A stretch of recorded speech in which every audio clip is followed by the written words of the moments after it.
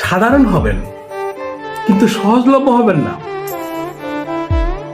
কারণ আপনি যদি সহজ হয়ে যান, একটা কথা মনে রাখবেন, মানুষ যদি সহজে কিছু পেয়ে যায় তাহলে হীরাকেও কয়লা মনে করে।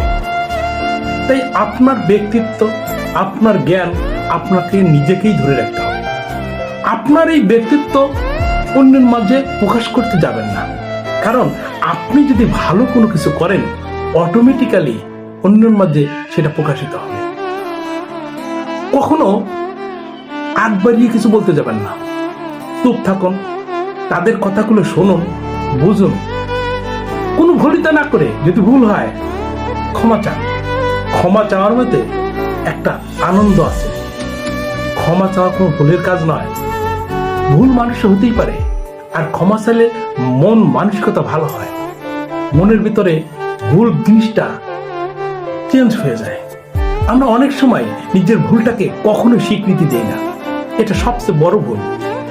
আপনি যদি ভুল করেন ক্ষমা চান, ভুল শুধরানোর জন্য চেষ্টা করুন, দেখবেন আপনি অনেক ভালো হয়ে গেছেন, অনেক ভালো লাগছে, আপনার কাছে মনটা অনেক ফুরফুরা মনে হবে।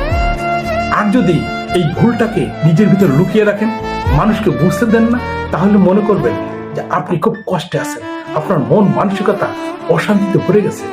তাই কোনো কিছু করার আগে অবশ্যই চিন্তা ভাবনা করবেন।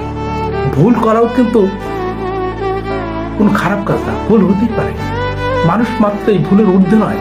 তাই ভুল হলে আপনি যে খারাপ হয়ে গেছেন এমন কিছু নয়, আপনি ভুল শুধরায় নেন, সবার কাছে ক্ষমা চান, দেখবেন আপনি ভালো, আপনাকে সবাই ভালো ভাববে। এটাই হওয়া উচিত।